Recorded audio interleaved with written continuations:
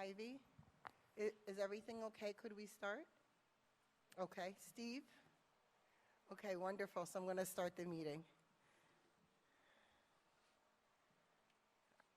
Are we good, Steve? I just saw him walking there. Good? Okay, great. Good evening.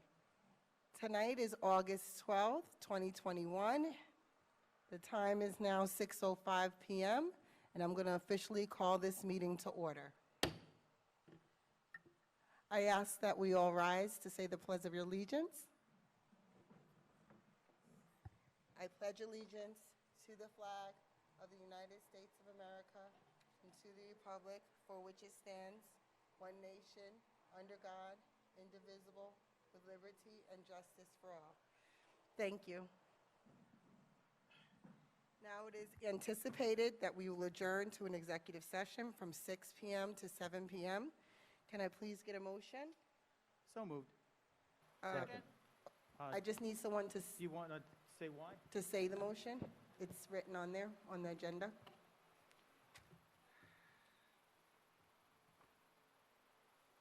I move we adjourn to executive session to discuss the employment history of particular persons being considered for board action this evening.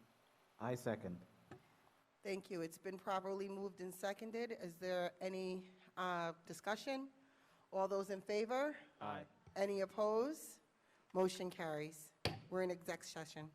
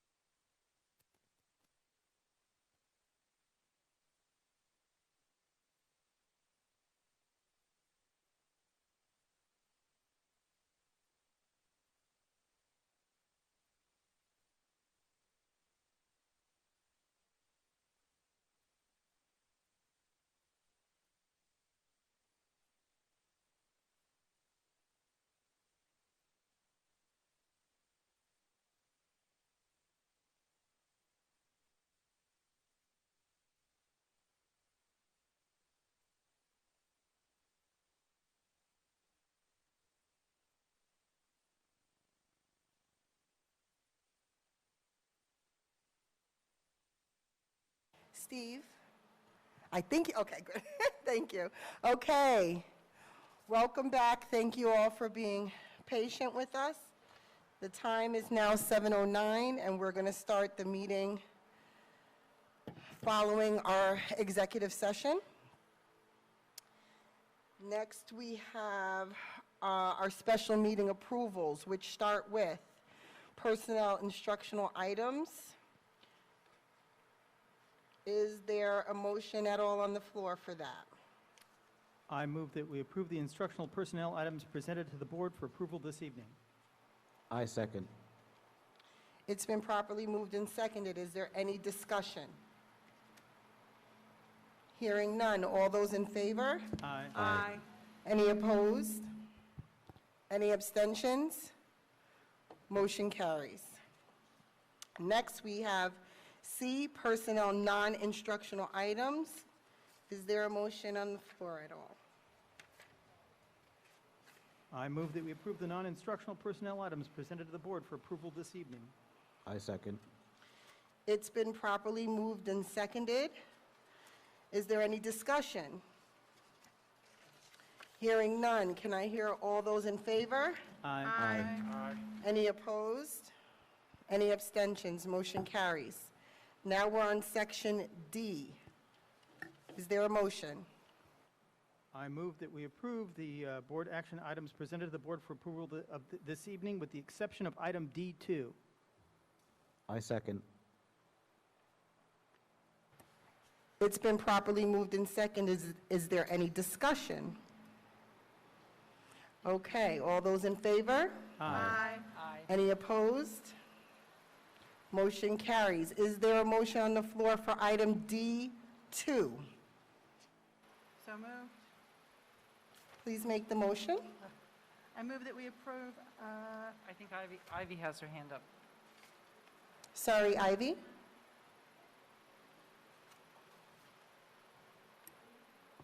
I apologize. Mr. Warner, what was the motion that you made? I made a motion to approve everything except D2. Okay, thank you. Thank you. And I hear trustee Valen starting to make a motion to approve D2. I move that we approve board action item D2 presented to the board for approval this evening. Thank you. Is there a second? Are you I going to, second. are you going to poll the board or? Thank you. It's been properly moved and seconded. Is there any discussion? And we'd like to poll the board. Ivy, could you do that, please? Okay, on the approval of item D2, Ms. Valen? Yes. Mr. Thomas? I'm sorry, I didn't hear you. Yes. Dr. Drogic? Yes. Mr. Warner? Abstain.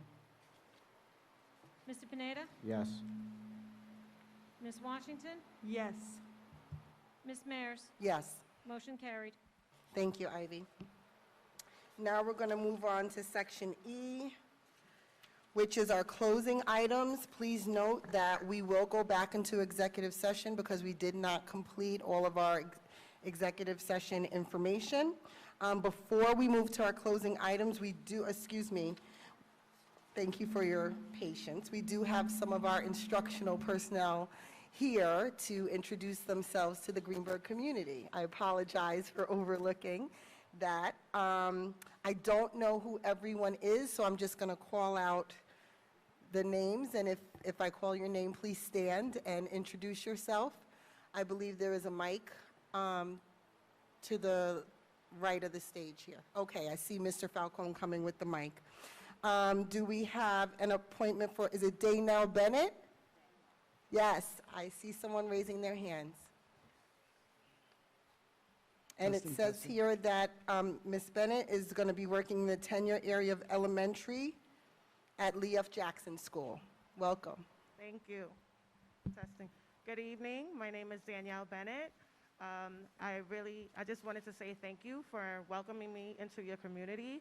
I look forward to working with you this school year and having a wonderful experience with your children.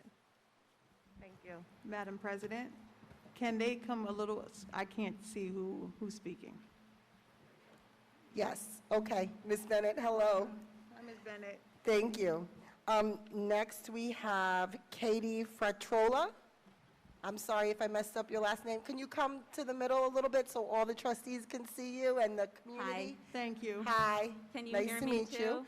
And it says Ms. Fratrola will be at Woodlands Middle High School?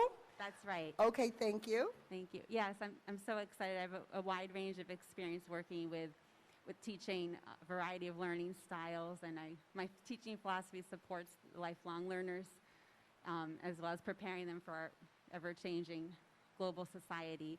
And I'm thrilled to become part of the Greenberg Central School District learning community. So just wanted to thank you so much for this opportunity. Thank you, and congratulations, welcome. Next, we have Christina Soltrin. Thank you, Ms. Soltran, and you will also be at Woodlands Middle High School, correct? Yes, I Thank will you. be. Hi, so I'm Christina Soltran. I'm just really excited to join the Greenberg community. Everything I know so far about Greenberg and everyone I've met has been a pleasure, and I'm really excited for the school year. And I just believe that as a special educator, it's my job to set students up to experience victories in educational settings. So I can't wait to do that with all of your lovely students. Thank you so much. And I have here Ms. Carly Teleska. I hope I pronounced your name correctly. And it says here you'll be at Lee F. Jackson Elementary School. Yes, that's correct. My name is Carly Teleska. It's nice to meet you all. Thank you for having me. I'm really excited to join the community at Greenberg. I'm coming from a 5th grade special education position at Tuckahoe Public Schools, so I'm excited to move down to kindergarten at Lee F. Jackson and make sure that these students' first school experience is a great one. So, thank you. Thank you. And we have Mr. Antonio Walthall Moon. Good evening, everybody. Thank you. And it says here you're also going to be at Woodlands Middle High School? Yes. Okay, great. I just want to say thank you for the opportunity to come teach in the district I graduated from. I know how well this school is and how much it's moving forward. I'm happy you're part of it. Happy to give back to the kids who I know how they grow up and how to be a teacher here, and I'm very excited. So thank you. Thank you, and welcome back, Mr. Moon. Okay, thank you all, and the board has already approved you as new hires, so we'll see you in September. Thank you.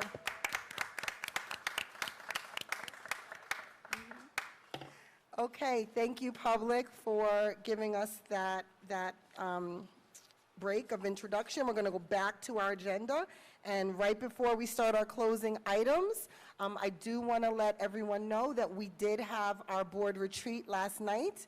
That's why I'm a little tired today. I thought it was a great retreat. We met till 9:30 p.m. We talked about some team building with Southern Westchester's BOCES. We had Ms. Jacqueline O'Donnell facilitate that part of our retreat. It was great, and I think we're starting to get to know each other a lot better. I just want to thank all of our trustees. Everyone was amazing. Everyone was involved. And so thank you, Dr. Dragic, for opening your home as well to us. I think everyone was happy as well with the setup. So I wanted to say that. I also openly wanted to thank our attorneys, Jasmine Schlesinger. They're not here tonight, but normally you'll see our attorney, Carol Melnick, at our regular meetings. And she did a wonderful training as well about a lot of the legal things that we constantly face. And I think we could have probably had that training another couple of hours, but it got very late. So I want to openly thank her as well. And I want to move on to letting our superintendent give an update, which is not on our agenda, but she has that right. So we're going to give her the floor to give us a little bit of an update before we go to E1. Thank you, President Mayers. Good evening, everyone. I don't have much to say. Just wanted to make sure I give you a brief update on reopening. If you remember, I came before the population and talked to you about the updates to our reopening plan back in July. I said to you I'll get back to you when updates continue to be made. And just today around 4 o'clock, we did get the new guidance on the reopening that we will now read and update our plan. Things I will remind you of that, again, the whole reopening plan is to assure that all of our students and our faculty are coming back into our buildings full in person, but in a safe and healthy environment. That is our number one objective. We will continue to wear masks. Masks will be required to be worn inside our buildings. The change that was made is that we can, inside buildings, be within 3 feet. Outside, we will remain 6 feet. I'll have more guidance for you, and what I am planning right now is a video message, and stay tuned for more information and the update in that plan. But everything that we had in place last year remains, other than the remote learning piece. We will be full in person, and remote learning will be provided only to those students who are medically fragile. So stay tuned for more information, and look forward to the update on the website. Thank you, Dr. Iverson. And so now we're going to move on to our committee reports. I did receive word from two chairmen that we had reports, first from, I guess, the Governmental Relations Committee. That's Mr. Pineda. All right. Good evening, everyone. The Governmental Relations Committee met on July 23rd at 6:15 p.m. The members present were Dr. Tanya Dragic, Board President Tracy Mayers, and myself, and our Superintendent, Dr. Linda Iverson. We started the meeting by selecting committee chair and secretary for the year. The chair was voted to be myself, and the secretary will be Dr. Tanya Dragic. The next thing we covered was Dr. Iverson's timeline for starting to meet some of our local representatives, the superintendent, and how that's going to go about. So we had a conversation. The superintendent, Board of Education members, and other stakeholders will be present for those in-person meetings when they occur. The next thing is we went over a list of representatives that we should meet on a more urgent basis based on funding-driven urgency, representatives that can help us with funding. So we reviewed that list. Additionally, we gave our superintendent a synopsis, a high-level summary of past funding attempts and different things that we've done to try to increase our funding, just to make sure she's up to speed and understands the context of the road that we've been down. From then on, we talked about potential future plans for restarting those funding conversations. Specifically, there's some state, it's called the SAM grant, State and Municipal Facilities Program grant that we had discussed with our Senator Stewart Cousins in the past. And there's a conversation about that. We also talked about potentially reviewing whether the bill that our Assemblyman Thomas Abenanti had previously proposed could actually be revived and if it would have an impact on us. So that's a conversation that's occurring as well. We also inquired a little bit, just a high-level summary on the CARES Act and the subsequent funding that's happened there, and we got some additional information. As of this date, GCSD is set to receive $2 million as part of that CARES Act. That CARES Act does have specific percentages that have to be applied for specific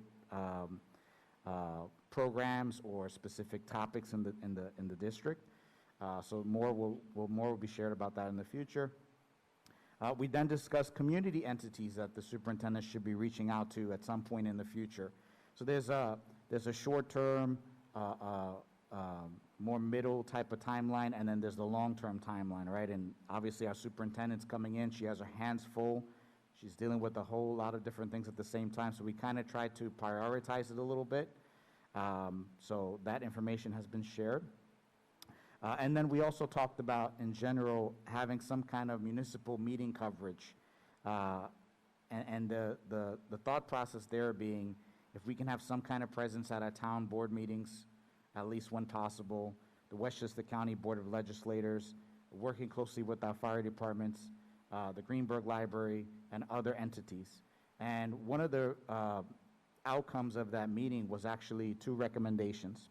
The first recommendation to be presented to the Board of Education is there's a recommendation that we form a subcommittee of the Board of Education and volunteers to attend those municipal meetings and just gather feedback as to what's going on to make sure that the board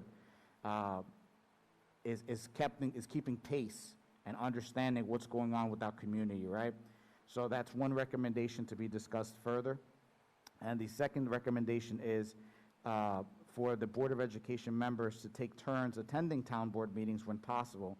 Now, it's been clarified that there's a little bit of a conflict there because a lot of times the town board meetings conflict with our meetings.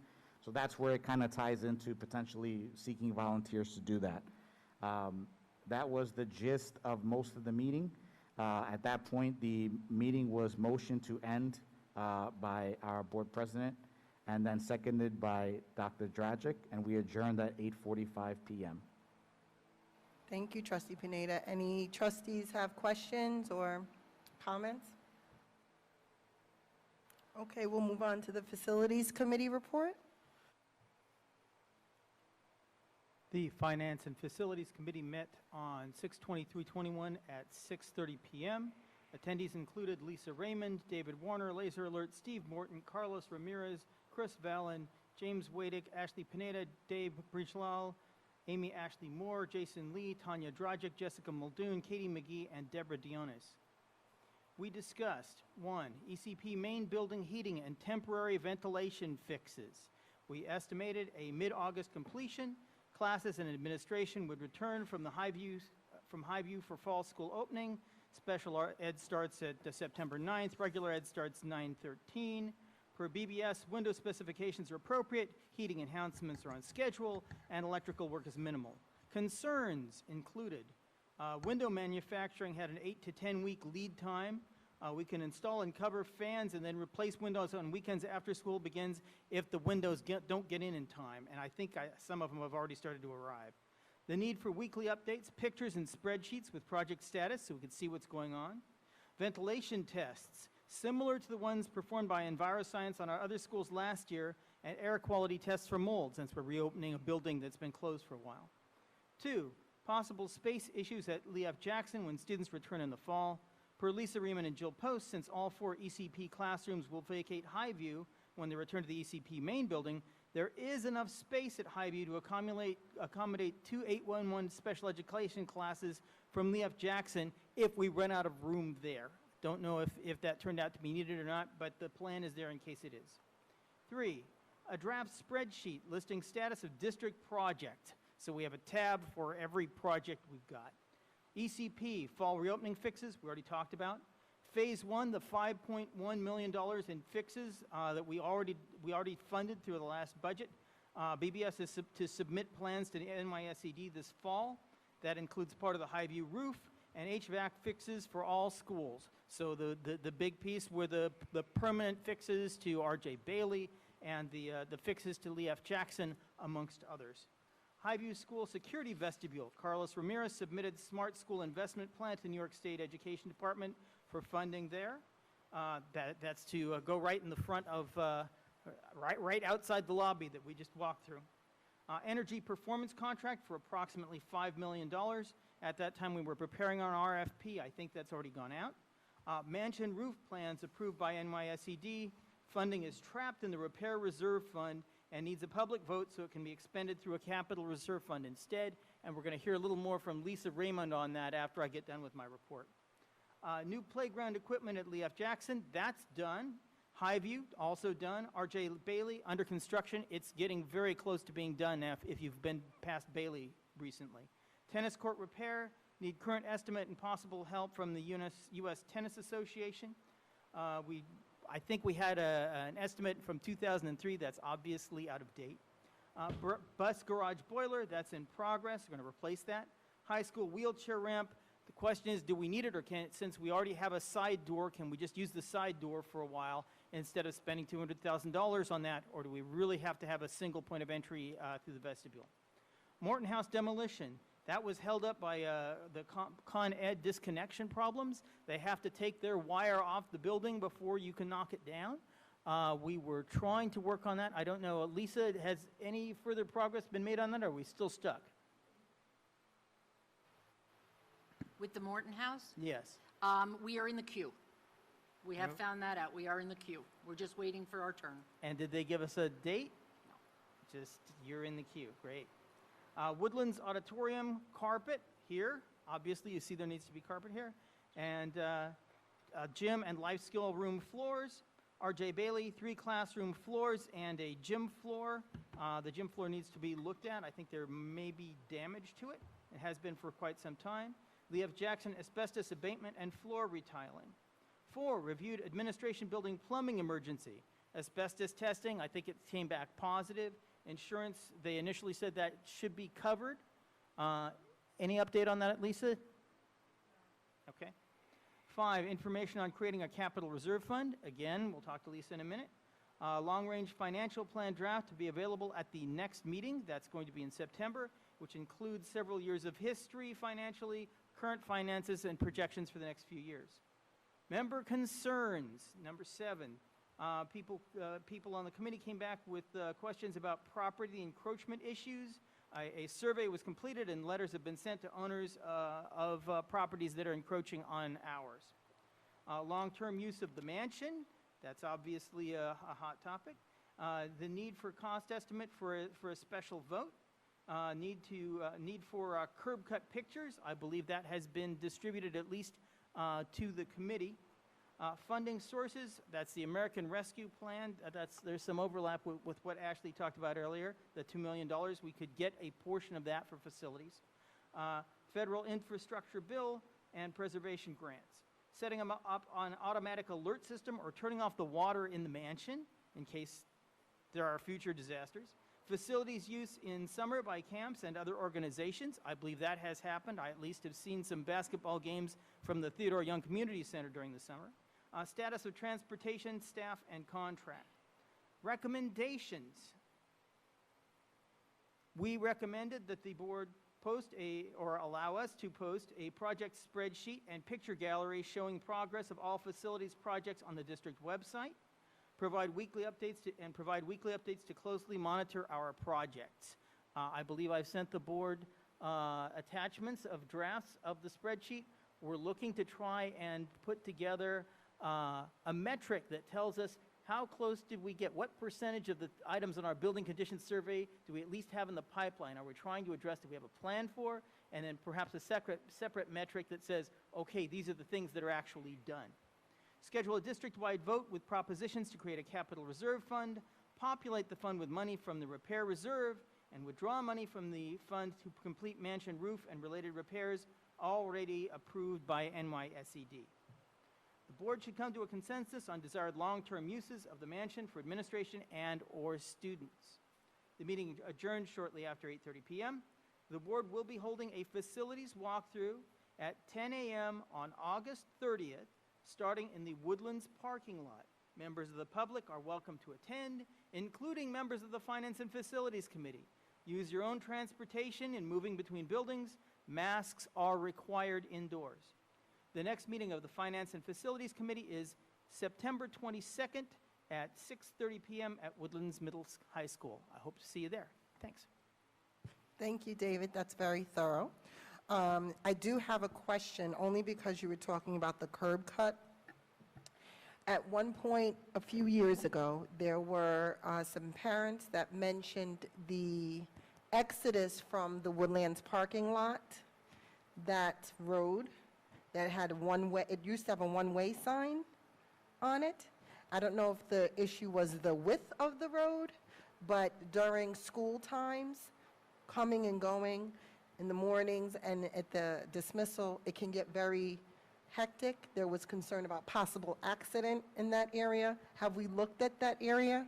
I have looked at the area. I thought that the curb was a little too narrow. I agreed with the person who made that statement. He then, at the previous meeting, said, I'm going to go out and take some more pictures and reemphasize my point. And I'd also like to see the pictures of the curb cuts that are being recommended by the insurance company. And we've since gotten a board packet that includes an attachment with all of those curb cuts. I then posted that back to the committee so that the person who knows more about it than I do could look and see if the curb cut we need is already in that list, and if not, we come back and take action on it. Okay, so you got that on your queue. Yes. Okay, thank you. I see Ms. Washington's hand there. I'm sorry, Mr. Warner. Did I miss anything about the ventilation systems in the schools? Was that part of your report? Because I might have missed it. Okay, so we have temporary ventilation in some places, and we have permanent ventilation in other places. So we have a project called Phase 1, which we looked at in about March of this year. And in many cases, there were places where we put in fans as a temporary fix. Right. R.J. Bailey is one of them, Right. right? So R.J. Bailey needs about $3 million worth of work to replace all of the boxes in the classroom that pull in fresh air from the outside and heat the air up a little bit before recirculating it. That's in Phase 1. So what's happening right now with that is our architects now know they have the funding secured because that comes out of the budget we just passed for this year. Okay, good. And then they have to submit to NYSED. So they're working on a submission this fall for NYSED. If they turn it around in time by next summer, they can do the construction because NYSED takes that long to come back and tell us that it's okay. So that's where that is. The Lee F. Jackson has some control issues with a bunch of ventilation intakes where you have to like open them up and close them up by hand. Really, that should be an automated system. That's also in phase 1. Woodlands High School has some areas where there are actual subdivisions of of rooms where people have offices where they don't have any ventilation system installed. Okay, that's included in there as well. Okay, so there are pieces at each school. I think Highview was in the best shape, and so we said, okay, for Highview, we're going to take the worst part of the roof and we're going to replace it. Okay, so that's in phase 1 as well. Okay, so I guess this might be a question for Lisa. Due to the pandemic and sending information to, you said NYSED, correct? That's what you said? Is there any type of push because of the pandemic that we don't have to wait so long, or do you have any information on that? Meaning that you've filed the paperwork, we all know we're in a pandemic. Are they doing anything to make sure this paperwork comes to us a little bit faster so that we can actually fix the ventilation issues in our elementary school? Lisa. So I do know that SED has hired outside engineers, private contractors to help push the paperwork through faster. So the process is moving along a lot faster than it has in the past, but it's not moving fast enough. So it still will take, it depends what the trade is, first of all. So like mechanical, there's a 34-week waiting period to get something that's mechanical through, things like that, so. You good, So I Trustee think that's Washington? we're trying, but there are limits to what we can do. I think we actually did that for the mansion roof, and it took until, what, April, in order for them to come back and say, yeah, we think you can let it through. So Right. it No, I was didn't, just it didn't work thinking like we thought it due would to when we the, spent you that know, extra money. Just in reference, everyone knows, the Delta variant, Lambda, Gamma, that they would just do a little bit more, especially when you don't have a whole ventilation system in an entire building. That's why I was asking that question. Understood. Thank you. Thank you, Trustee Washington. Are there any other trustees? Yes, Trustee Valen?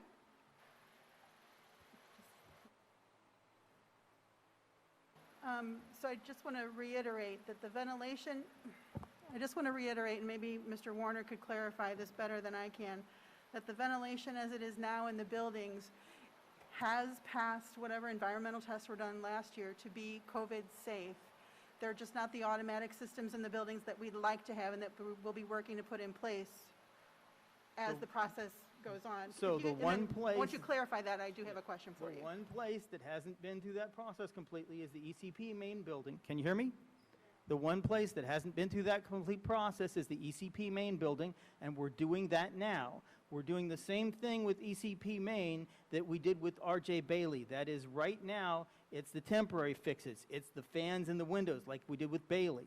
The problem before, and the reason we shut down, was we couldn't get enough heat in there. So if it got cold and you got ventilation, the kids would freeze to death, okay? So now we're retrofitting not the furnace, but the things that connect to the furnace to make sure the heat gets to the various rooms. Therefore, fans will work because you won't freeze to death because the heat will get to you. That tides us over for this school year, and we need to complete the ventilation tests that go with that. But we should be good on a temporary basis in the same way we are with RJ Bailey. Phase 1 includes mechanical ventilation for ECP. So a year from now, we'll come back and make that into a permanent thing in which we have a full-fledged system that does what it should, and you won't have the fight between the fans with unconditioned air and the heating system. Okay, thank you for clarifying that for everyone. But as a follow-up, as you've indicated in the committee report, and as we've discussed, if we could, through the board president and the superintendent and the committee chair and through the business person, if we could find out if we're going to, in addition to testing for the ventilation before we open ECP main, are we also going to test for mold? Are we going to do water lead testing? Are we going to do everything we can to make sure the building is 100% safe for kids to enter? Thank you. I believe that was the request. I assume we're going to test? You want to talk? do you want to bring Mike Falcone into this? I heard you say test for mold, and then I didn't hear anything else. Lead? I believe they did some remediation during the work this year, and I just wanted to follow up. It was mentioned during the committee over the spring that perhaps there could be some testing done to confirm that all needed work was done. And as a side note, since the building's been closed for over a year, I just want to be sure that we're fully flushing the system and possibly testing that building for lead in the water before we're in there. So you were Thank looking for water tests in addition to In air addition to, tests? yes, thank you. And I don't believe water testing was in my And report. And forgive me, Trustee Valen, it's really difficult to hear. I don't know if it's because of these things or because we're on the stage and the fan is blowing, which we want to keep blowing because it's very hot, but it's hard to hear. I hope that the public can hear us, but it's hard to hear each other. Now, you asked for air and water testing in all buildings, or was there a particular building you requested? Right now, I'm specifically referring to ECP Main because it's been vacant for a year. I believe as a matter of process that after the summer building closures, there is a process already in place to flush the water in the buildings before students enter. So I'm not as concerned about that testing unless it's time for our regular testing, which we can follow up on. Thank you for clarifying. So, President Mayers, Mr. Falcone is here. He could probably answer that best. We have Mr. Michael Falcone as our Director of Facilities, and he has a mic here. Yes, testing 1, 2.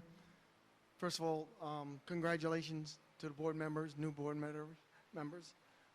Congratulations, Dr. Iverson. Welcome to Greenberg Central School District, as well as Lisa. We already went through phase 1 on the ventilation assessment. Okay, that all passed. But what I'm going to bring them back because what I did add was they were pumping air into the rooms, which was sufficient, but it would be even more sufficient if you end up getting a release as we did in Bailey School. Bailey School has natural exhaust and gravity exhaust. So what I ended up doing is I got the contractor, we put vents in every room at ECP. We're going to have a secondary ventilation. We just finished that probably next week or the week after. Mold assessment was already done in every single room in that building. That all came up negative, okay? So we do not have a mold problem there, just in case somebody says, oh, I smell mold. No, there isn't. They also scratched around. They scratched around for asbestos and mold in ECP in every room that's in there. I have those reports as well. Let's see, the boilers, the heating unit, the baseboard heat is being installed as we speak. I'm hoping that they will complete this by the middle of next week. They've been working on the boiler downstairs to get a better flow. As you know, we had poor flow in that building. That was another cause why it wasn't heating up well. As far as the hot water is concerned, we flushed out the hot water system, and we've been using the water in that building because we have mason that was going over there. I had repointing. I had stone that were falling out that we're putting back together. When you do your walk through, you'll notice that there's nice new pointing that's on the walkway. You'll notice all the holes were patched up at ECP. We've gotten all the critters out of that building. Let's see. We're adding an induced ventilation in the main office area. There was one there before, was never hooked up. So we just ended up getting an exhaust fan. We were hooking up to that. You notice you had pictures of the walkways. So the masons are there constantly using water for the walkway because that curbing was all shot where the drop-off was. They started picking up the curbing. We had to replace the walkway. So we're going to be doing a walkway there. Wow. Did I just cover about everything? I think so. Thank you very much. Thank you.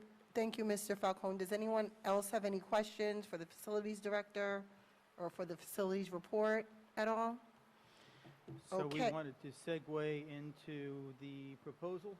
Right, so we're going to end the topic of E1, which was the committee reports. We're going to move on to E2, which is our administration building. So at our last special meeting, which was on July 21st, the administration building was brought up in the context of the finances and wanting to move the money that was pre-approved for repair to the administration building roof. And in that discussion, it came up that we should have a further conversation and discussion on what to do with the mansion, the long-term goals of the mansion, which I just heard Mr. Warner give in his report, that was a recommendation from his committee as well. So let's have that discussion. I don't know if, Ms. Raymond, you want to begin the discussion with the finances, because that's where we left off, or where we started last time, with what exactly is the situation with the money that the previous board did approve to repair the mansion. Okay, currently, the money is sitting in our repair reserve. A repair reserve is specifically just for that, for repairs. You can't do any new construction, you can't do a complete replacement, it is just there for repairs. So the fastest or easiest way to get the money into another reserve is we need to ask the taxpayers if we can create a capital reserve. And with that proposition, you include the life. So, for example, you would say, we would like to establish a capital reserve and fund it for the next 5 years with monies from the general fund not to exceed $10 million. All right, you do that all in one proposition. If the voters say yes, then the second proposition would be, I would like to move the money from the repair reserve to the capital reserve and get the funds in there that way. A capital reserve is basically a savings account for future capital construction in future years, okay? And the purpose is to pay for the cost of a project for which a bond would normally be taken for, okay? That's why you set up a capital reserve. So you could use a combination of capital reserve money and a bond so that you wouldn't have to take as large a bond, okay? In order to do that, we would have to hold a special vote, okay? And Ivy and I have been talking about it, and the earliest we could do a vote with all of the requirements, the legal ads, 45 days from this date is the second week of December. The second week of December. Correct. And that basically is because we cannot get the voting machines the whole month of November because of the election, and then the machines are impounded, in case somebody wants to contest. So they have told us that it would be, the earliest we could have the voting machines would be the second week of December. Okay, and then could you tell us the cost of a special vote? The approximate cost of a special vote with everything that we would need would be approximately $19,000. Okay, are there any trustees that have any comments, questions? I see Trustee Thomas. How much is currently in the repair reserve? It's about $1.25 million.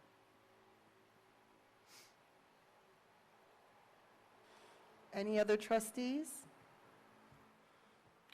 I do want to refresh amount. I guess it could be to Ms. Raymond or Trustee Warner, you might know as well from your committee, of what amount we had agreed to pay to repair the envelope of the mansion. Do you have that number? $1,586,370.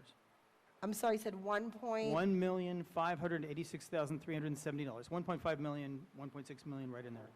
Okay, thank you. Are there any other trustees with any feedback, opinions? Because I think, So, go ahead.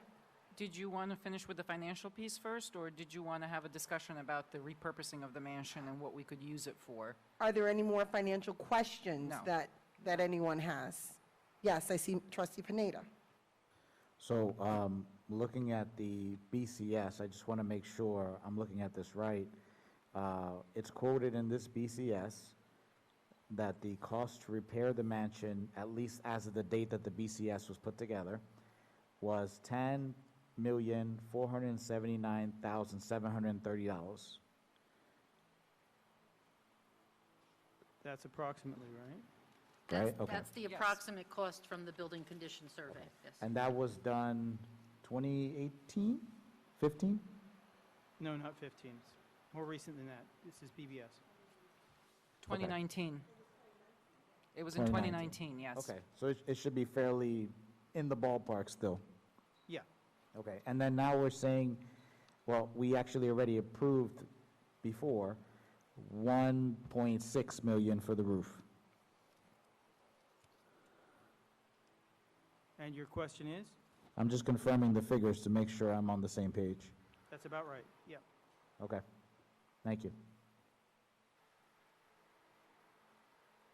So I do think that the board should at some point, and we're going to continue discussing the purposes of the mansion, but I think the board needs to come to a decision probably tonight, and if not, then much sooner than later, because as I just heard, with the 45-day scheduling and everything, the soonest would be the second week in December, and we don't necessarily want to push it back any further than that if we are to go to a special vote. Now, yes, Trustee Thomas. And then just for clarification, that 10 million number, where would that be coming from? Because what's the delta between this That's one? if you fixed everything. We've got, on all our buildings, we prioritize things 1 through 5 from most egregious to least. And that's if you fixed everything that the building condition survey says is wrong with it. We haven't done that for any other buildings. I don't expect we're going to fix the mansion completely from top to toe before we'd do that for the other schools first.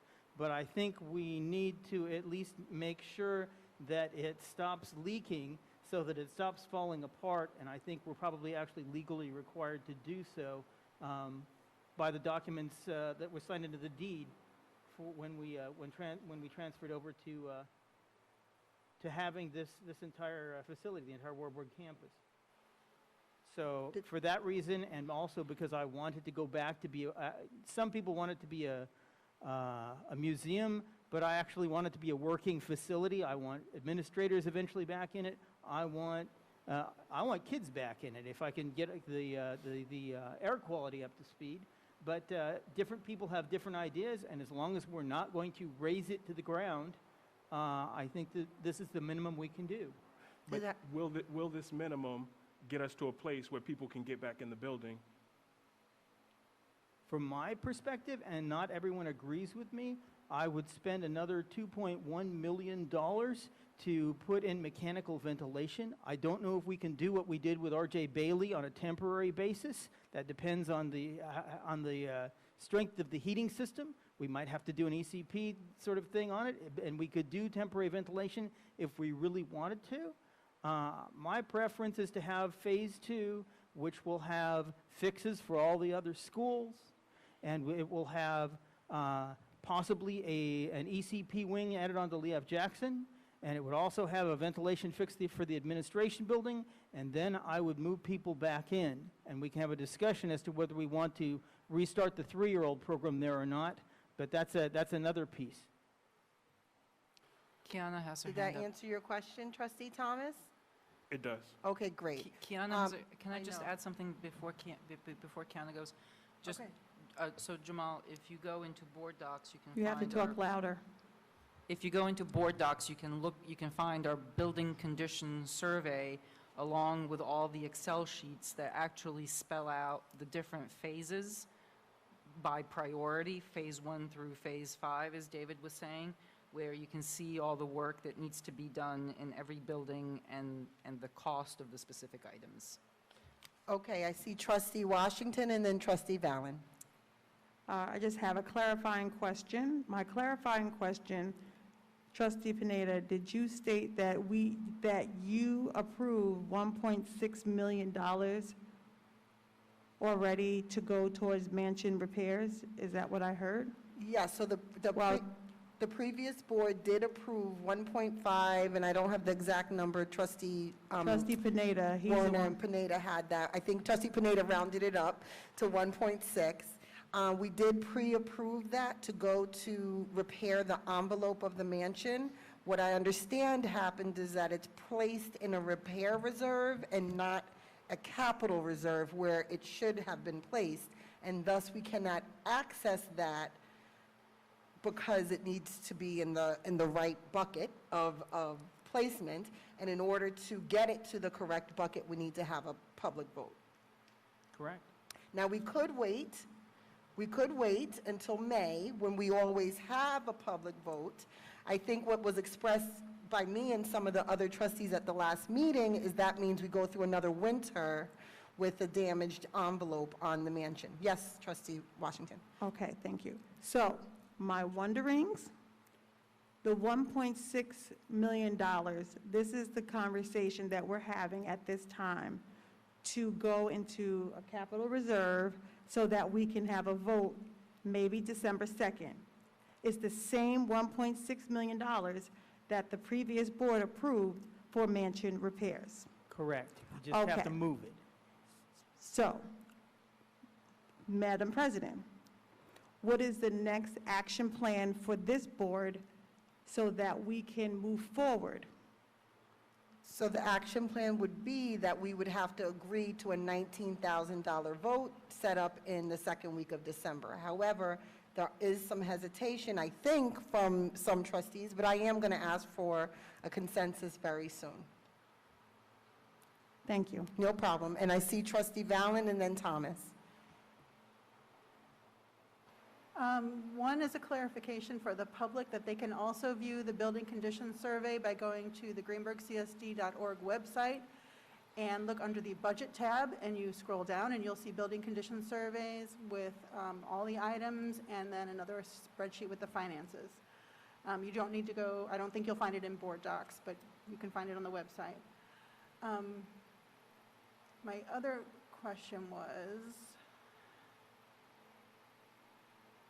hold on. If we do the vote, if you're asking for consensus on a vote sooner than our regular May vote, we need to have the monies moved before we can draw up plan, no, it's already up at NICEAD. The roof is already up at NICEAD and approved, or in the approval process. It's just the monies need to be moved before we can put that out for bid and begin the work, correct? Correct. Thank you. Trustee Thomas? Yeah, I mean, my question is just how quickly after the vote can we actually start work? So is it going to be effective in terms, like, will we start the work before the winter's over, so that we actually get to do the reason why we would be moving the vote to December? It's my understanding, correct me if I'm wrong, trustee Warner, as the facilities chair, it's my understanding that this project has already been approved by New York State. We had to wait a while for that to get approved. Is that accurate? That's correct. We Okay. jumped through all those hoops. So now it's a matter of going out to bid and setting up the contractors. And that's a Mike Falcone piece. Okay, Mr. Falcone, do you want to let us know, say, second week in December, we hold the vote, it passes, how soon after could we start to work on the building? I believe the architect and engineer said it could happen as soon as the summer, next summer. It could be before that. Did you say soon as the summer? Yes, next summer or even before. If they can get the contracts out, if you go ahead and approve and the funds are transferable, they can get the contracts out there, the bidding, they'll get the bids going, and they could start probably before the summer of next year because nobody's in the building. So then by that timeline, there's no way that this winter the mansion could be worked on? If you're approving this in, what, November, December? When is this vote? December. Second week of December. December? I'm trying to remember how long it takes to put the bids together, put them out. It could be in a springtime. is it not possible to do some of that process prior to the vote? I don't know if it would, wind up a waste of time, but No, you have to have the vote first because you have to transfer the funds. So, what, Madam President? Yes, yes, Trustee Washington? So my noticing is that if we prolong this vote to May, then, like Director of Facilities is stating, then it's even longer process to repair whatever aspect of the mansion that needs to be repaired. So that's why I'm just wondering, because as a community member sitting out there, I heard this same conversation a couple of years ago. So we just need to start moving forward on some of these actions so things can start happening in this district to repair all of our buildings. So are there any other trustees, any feedback, any opinions? I see Trustee Dragic. So I guess I just wanted to ask whether we plan to have a discussion tonight about the various ways of using this building, because, we're here discussing whether we're going to have a vote in December or in May, and kind of going on the assumption that that vote will actually pass. But I think because of all the controversy this has stirred in our community, that's not a given. So I don't know at what point we are going to have that discussion. I don't know if tonight's the night or if we should wait until September, but just vote on when we have the vote, basically. So that's my question. So do you want to talk about different ideas? It's our meeting, so if we want to talk about it, we can. I think if the other trustees are willing to have the discussion, we can start the discussion tonight. I'm not sure that we're going to necessarily, finish it tonight. Yeah, I think but- it's fine to give, I would say, 10 minutes to Yeah. at least, to that discussion. It will not be resolved tonight. I will ask all trustees, though, at the end of about 10 minutes, if we can come to a decision on whether or not we're going to have a special election. And hopefully the second week in December. Okay, does anyone want to share ideas for the use of the mansion administration building? Yes, Trustee Dragic. So I want to start off by saying that this is a historic building, one of just a few now left standing in Greenburgh. It has a lot of meaning to a lot of different parts of our community. It was given to Greenburgh 8 in 1956, along with the rest of the Warburg estate, for that district to educate its children. I think David probably can speak about the deed more knowledgeably than I can, but I think that on some level we do have a moral obligation to maintain and use that building, and that we also owe it to our children as part of their history. So I've heard a number of ideas proposed as we've talked about this amongst ourselves and to other community members, everything from a museum to an arts center to a community center to some kind of an admin building plus any of the above. And to me, I think that those are all great ideas because they preserve the building and they put it to good use. I see Rita's hand. Do you want to take comments from the floor, or do you want me to finish first? I would like you to finish, but Okay. Did you have a comment from the floor?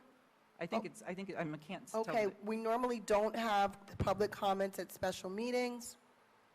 If the board permits, I will recognize the public that is here and allow them to speak. I do want you to finish, though, Okay, so I'll your finish. point.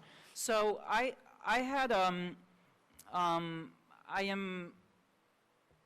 think we kind of have this polarization now around this building in the community, and both sides are making a good point. One side saying it's a beautiful historic building, we need to save it, preserve it, and then the other side saying oh my gosh, are we really going to sink $10.5 million into a building that's really not being used for our children, especially when our other buildings need so much work, and our children are in those buildings.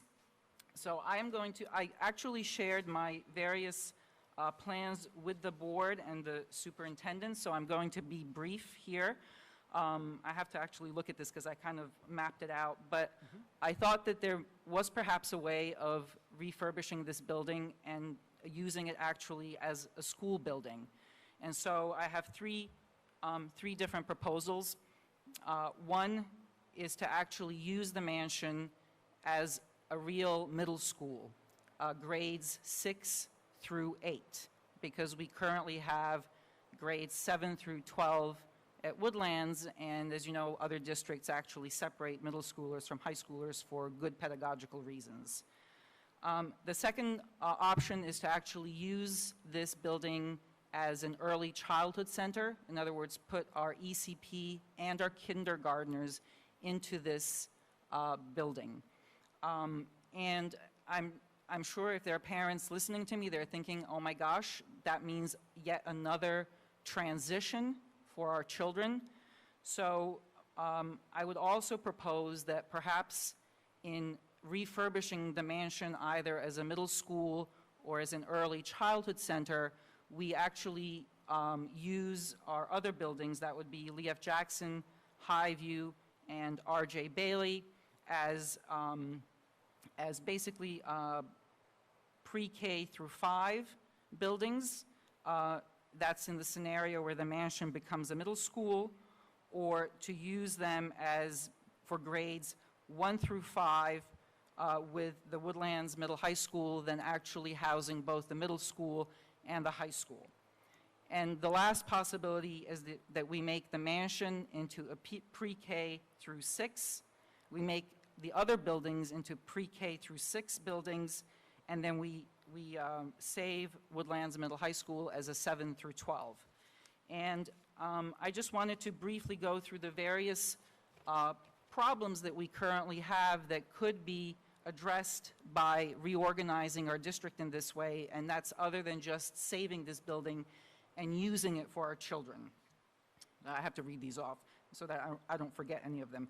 So for starters, we would limit the number of transitions for our students, and this would allow building teams to implement the whole child approach through consistency and follow-up, because as you know, our kids do jump from building to building a lot. We would increase parental involvement in buildings and their long-term commitment to the district.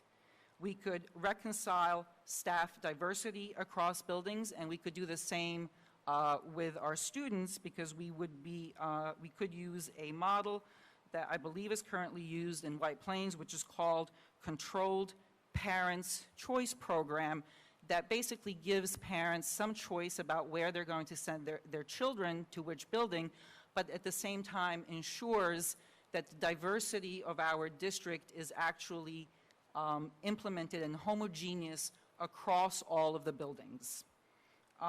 Eventually, some of these plans could allow us to drop one of the buildings, for example, Highview, which will cost $15 million to repair, and it might save on busing costs, and I'm just saying might because I really don't know. So those were my proposals. I shared them all with you in detail, but I just wanted to say that I really thought very hard about how to reconcile these two and opposing views in the community, which is save the building and also use it for the children. So thank you for listening. Thank you, Trustee Dragic. I see Trustee Warner. Could you tell us a little bit about the Carriage House? Were you going to put the administration in the Carriage House? Yes. So depending on which of these, because I gave basically three main different options, and the Carriage House could become actually an administrative building. It could also, that in one of these models, basically in two of these models, the Carriage House would become the administrative building. In one of them, actually, where the mansion becomes the middle school and Woodlands is then just a high school 9 to 12, administration then has ample space to basically install itself properly in the high school, at which point we could use the Carriage House as a kind of a board house slash community meeting center, maybe even have a little arts center. I mean, I think at that point we could, combine a whole number of little functions into that Carriage House. Thank you, Trustee Warner. I see Trustee Pineda. Thank you, Trustee Dragic. I appreciate the effort you put into this. It was very helpful. I do have one question. In your various scenarios, did you account for capacity of the building, of the mansion as it stands? And would we need to invest beyond the $10.5 million to make changes for the mansion to be able to suit these purposes? So I have thought about that, and I think, basically, if we were going to move forward in this direction, I think we would need a committee and expert opinions on exactly how to reorganize in this way. But I think that fundamentally the mansion would probably have to be gutted in order to be brought up to code and to modern standards. But we would at least be able to save the walls of the building, and we might even have to build onto it. For example, build on a cafeteria and a gym. So I think our architects would kind of have to go back to the drawing board and give us the cost for doing something like that. In my kind of somewhat knowledgeable perspective, I think it would almost be cheaper at this point to gut it and refurbish it than it would be to actually fix it, considering all the damage that it has sustained internally. Okay, Trustee Warner. Okay, I will tell you that you kind of hit a sore spot for me, because back in about 2005, 2006, before I was on the board, we actually did a study with a very large committee of about 45, 50 people that went over various neighborhood school options. And can you hear me? And we came to the conclusion that we would stick with the Princeton plan, because while in other school districts, homogeneity might not be as hard to maintain, in our school district that was a problem. Now, I will tell you that the proposal for the factions that wanted to have the neighborhood schools, they said that there would be a lottery, and not to worry that via this plan everything would be okay. And then they took me to the side where there was only me and one other person and said very quietly, "Don't worry, your child will end up in the right school."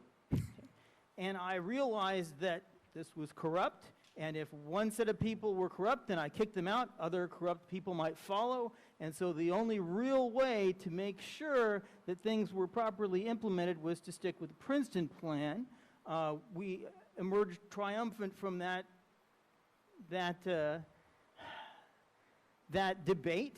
The superintendent at the time didn't like the outcome, and things followed which caused me to become angry. Someone was laid off.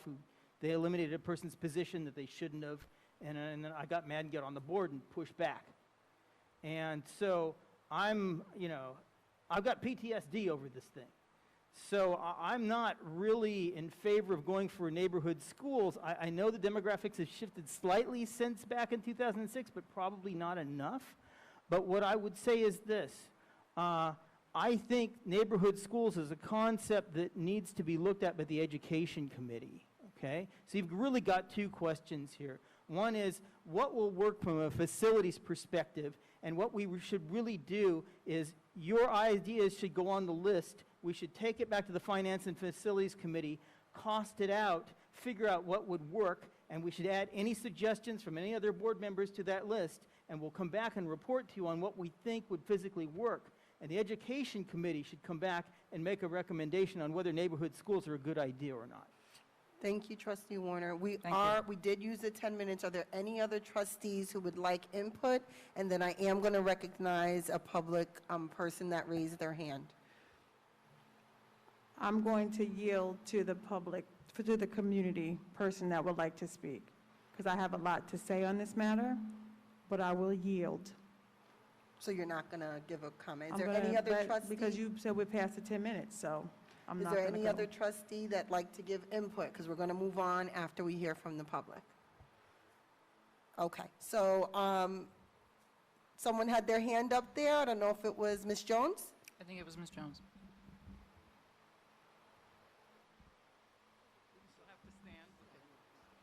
No, I agreed with Dr. Can you hear me?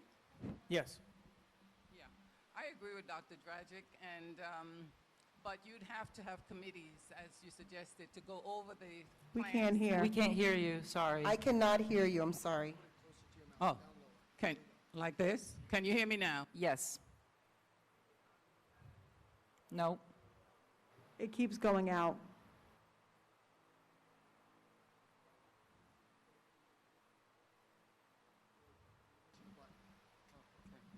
Okay, can you hear me now? Yes. All right, I agree with Dr. Dragic that those are plans that can go into play, but we need some people with the savvy, the know-how to study those plans to see how it would work. Because I don't think having the mansion as the middle school is going to work. Because there's certain things you have to put into a building before you make it into a school. Other than that, the people that are talking about tearing down the mansion, as I have heard, it's not a good idea. Once you tear it down, what are you going to do with the land that's left? Just have it there, doing nothing?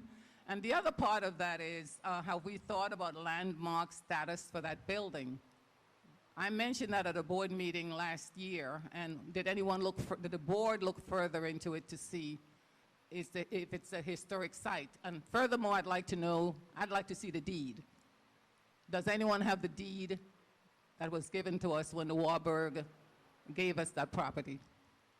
Mr. Warner did share that with the Facilities Committee, I believe, and could you email that to Ms. Jones? I can email it to you, certainly. You have the deed, the actual deed? Yes, we have the deed Okay. on the district website, and I sent it to the members of the just Finance mail and me- Facilities Committee. I can certainly send You it can to you. email me one, because I know there's stipulations in that deed where you can't make money off this property at all. So, and there are many other stipulations when the Warburg gave this to Greenberg 8. So there are many good ideas Dr. Dragic gave us, but I think somebody who is involved in the building of schools and buildings would have to study those plans, and it has to be discussed thoroughly. I believe that Walter Simon talked about the Odell House getting a $600,000 restoration grant, and he was surprised because prior to that, he thought that there wasn't going to be a lot of money around for doing that sort of thing, and he's changed his tune because he's got a counterexample now. So it is, in fact, possible to do that if that's what you want to do with the mansion. I just wanted to say. You want to take it from there? Okay, go ahead. Well, I just wanted to say that actually, I've now put in 3 phone calls and 1 email, and haven't gotten a response yet, to the National Trust for Historic Preservation, because they do provide matching grants for refurbishing, actually, old buildings. So it's a way of saving them, but also kind of putting them to good use rather than just making them into a museum, for example. And by the way, I also agree with you that this would really require expert opinion and a committee. I was just throwing out as many ideas as I could, basically, to, again, bring the 2 sides together. Okay. Thank you. Thank you, The other Ms. thing that Jones. we have to be concerned about is, do the amounts of the grants justify the increased cost? Because it's harder to, it's much more expensive to maintain a building in the condition that it was in from its inception than it is to continue to evolve and use the most modern and possibly least expensive alternatives. So you need to Right. find out the amounts of the grants and look at the cost of maintaining the building, because they're not going to buy the building from us or take the building. We're going to maintain it. Right, so they would match whatever, like we would, I mean, I don't know how much they would, but they say, like, if you put in 3 million, we'll give you 3 million. That's what they've done in the past with other historic buildings. Yeah, so look at the financial model. Okay, so we're going to stop going back and forth. Mr. Pineda, I'm going to recognize you last because it's been 30 minutes on this topic. So You're last, there you go. Okay, thank you.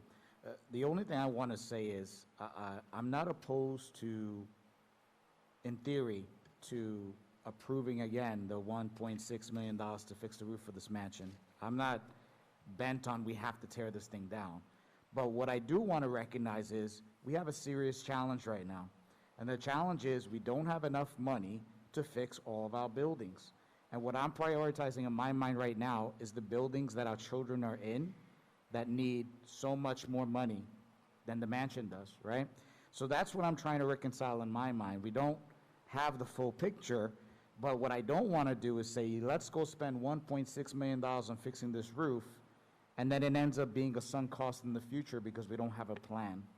So that's my biggest issue with this. I have no problem approving it, but there has to be a plan in place, and unfortunately, we still don't have one.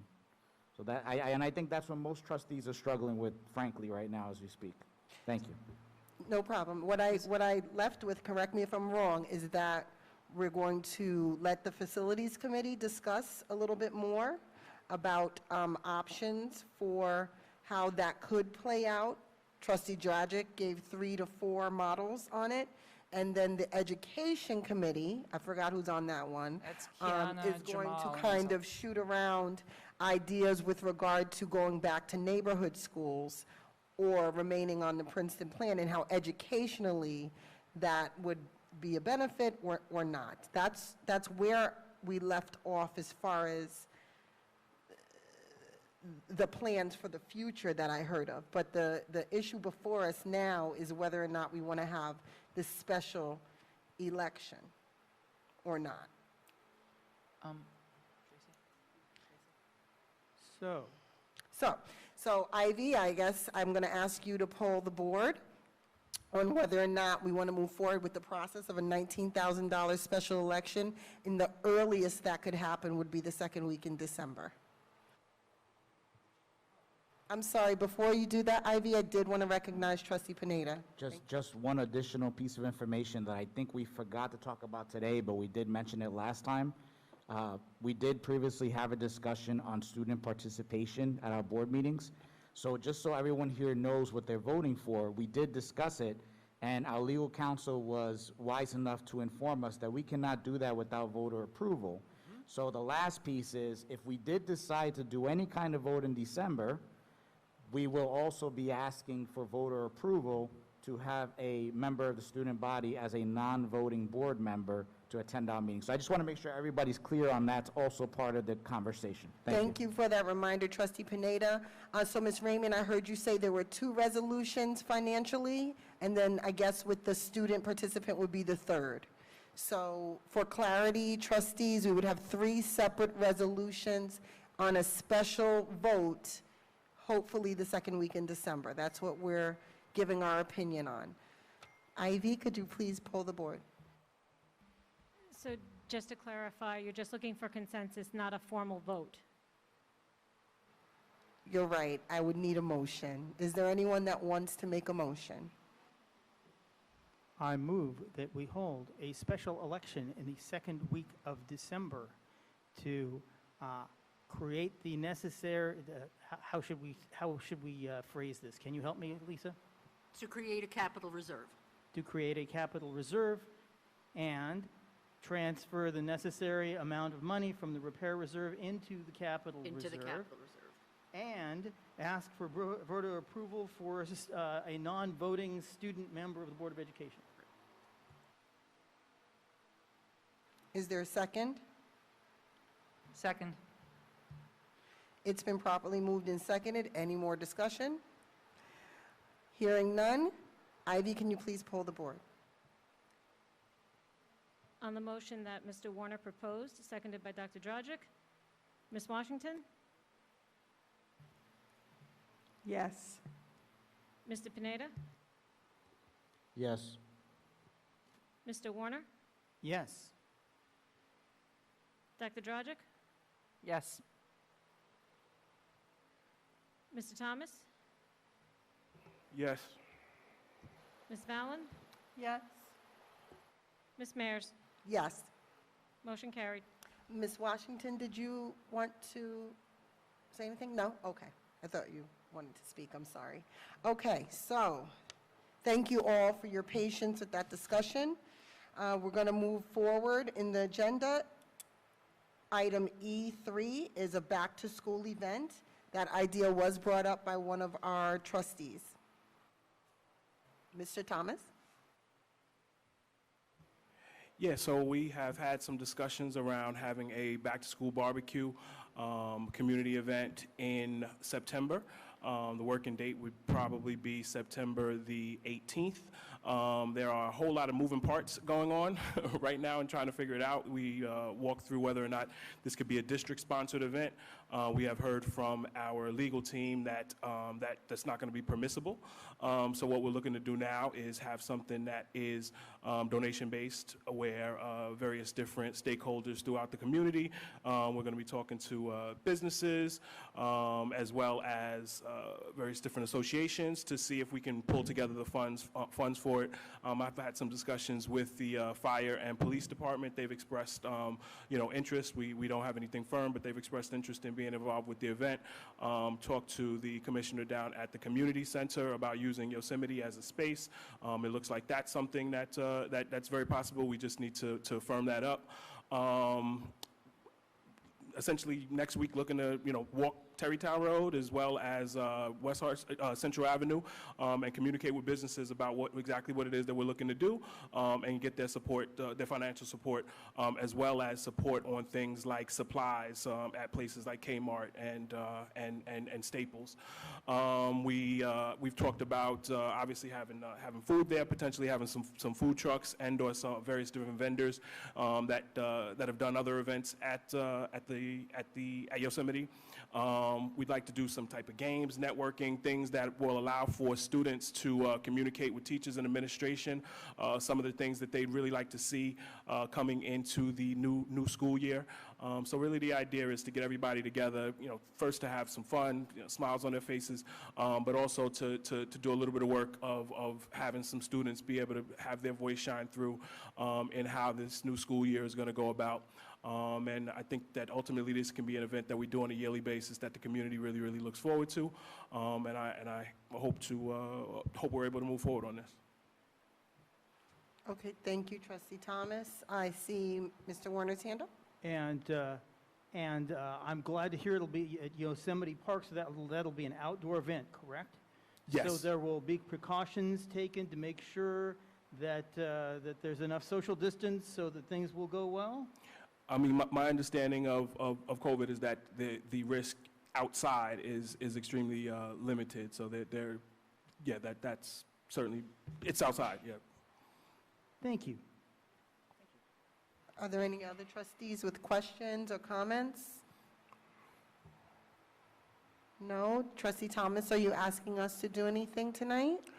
I don't, if it's not district sponsored, I don't think that we need to do, there's any motion or anything to that effect. So essentially I'll continue to communicate with the community where we are on the overall plan, and hope everybody comes out and has a good time. Thank you, Trustee Thomas. Our first work session is scheduled for September 14th, right here at 7 o'clock. So hopefully, by then you'll be much closer to the event. You can give us a lot of information as well at that meeting. Absolutely. And I know before, okay, so we're done with the back-to-school event topic. Let's move on to E4. Is there any new business? I see Trustee Pineda. Thank you. So it just occurred to me as we were having the discussion on the mansion, since we're going to have further conversations about committees and keep having that conversation, we definitely have been talking about having more community input. We may want to consider putting a survey out there to our community with some high-level, choices or options to get their feedback on the long-term planning for this building, right? I mean, we have to involve them in that. Why not start it now? Because it's not like it's going to be a 5-minute conversation. We could start with the survey, and we'll figure out the logistics. But my point is, I want to raise that we should start that process now, because as we all know, these things take time. And we want to make sure we get as much input as possible. Thank you so much, Trustee Pineda. That's a great idea. I see Dr. Iverson writing quickly. Trustee Washington. For new business, I have 2 items. I just want Trustee Warner, if you can, with facilities, look into all of the video cameras in the building to make sure that every floor that they're working in our buildings, and if we're in need of any more video cameras, that's something the committee can also. And then the second thing, Technology committee, that's a technology Oh, that's committee item, and we Trustee have been working Pineda. on that, and will continue to do so. When you see us go off into closed session at a technology committee, that usually means we're checking out the security cameras. okay, for all the buildings. Thank you. And then the second item, in reference to the Board of Education, as we are a new board and we have a new image, one idea that I was speaking with the board president about is maybe getting actually some board paraphernalia where you wear a shirt and it can have the Greenberg Board of Education. So if we went to your back to school event, we can have a shirt that says Trustee Warner, Trustee Washington, Greenberg Board of Education cap, something that we can have that represents who we are. So as we go out into the public, we can really bring a nice positive image to the team that's here for our students and for our community. That is just an idea. I'll bring back more information. Thank you, Trustee Washington. I actually like that idea. That did come up in front of this board. I see Trustee Warner smiling. That did come up in front of Blazers, right. this board. I'm sorry? The green blazers. This did come up a little while ago. We did not choose to move forward, but a prior board member had a very similar idea. As you know, board members go to football games, family days, various events, as you said, back to school nights. We are liaisons in different schools. So when we do show up, unless someone watches our meetings, they may not know who we are or that we're actually going to the buildings and trying to support our students and our families and our school personnel. So something like, and it came up before, people had an idea of a hat, you know, even a cap that said Board of Education. Ms. Washington just mentioned a shirt. There was a joke that maybe you wouldn't want to wear your hat, depending on what's going on in the district at the time. But we are in the community, and you know, the community should know when we do go to events that we're there, if they want to, you know, meet us and say hello. So just think about that. It sounds like Ms. Washington's going to provide some information so that we could know if, you know, what the costs associated with that is, so we could have that further discussion. Does anyone else have any input or new business? Okay, so we are going to go back into executive session. So if there anyone that wants to make a motion about that? I move that we adjourn to executive session to discuss the employment history of particular persons being considered for board action this evening. I second. It's been properly moved and seconded. Any discussion? All those in favor? Aye. Any opposed? Motion carries. We are going into exec session.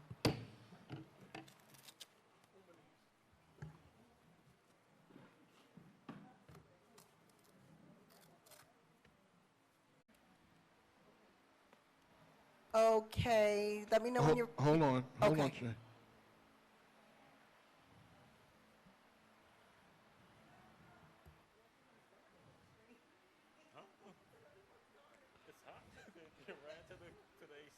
Okay, go ahead.